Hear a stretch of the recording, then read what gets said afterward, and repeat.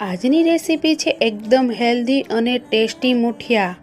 એકદમ સરળ અને મજાની રેસીપી છે। સૌથી પહેલા લૂણીની ભાજી, ફ્રેશ ધાણા, આદુ મરચાં લસણની પેસ્ટ, લીલું લસણ, અજમો, તલ, સ્વાદ પ્રમાણે મીઠું, લાલ મરચું પાવડર, હળદર, ધાણા જીરું પાવડર, ગરમ મસાલો, ખાંડ, લીંબુ, દહીં, બાજરીનો લોટ, રવો, ઘઉંનો જાડો લોટ ઉમેરી આ બધું બરોબર રીતે મિક્સ કરી એનો લોટ બાંધી લઈશું। તેના મુઠિયા તૈયાર કરી એક પ્લેટ પર ગોઠવીશું। હવે મેં અહીંયા સ્ટીમરમાં પહેલેથી જ પાણી ગરમ કરી રાખ્યું હતું, તેમાં પ્લેટ રાખી મુઠિયાને સ્ટીમ કરી લઈશું અને એક સરખા કટ કરી લઈશું। ત્યાર પછી એક કડાઈમાં થોડું તેલ ગરમ કરી તેમાં રાઈ, જીરું, લીમડો, તલ અને તૈયાર કરેલા ટુકડા ઉમેરી તેને સારી રીતે ફ્રાય કરી લઈશું અને સર્વ કરીશું। આ રેસીપી તમારી ફેવરિટ હોય તો મારી ચેનલને સબસ્ક્રાઈબ કરો।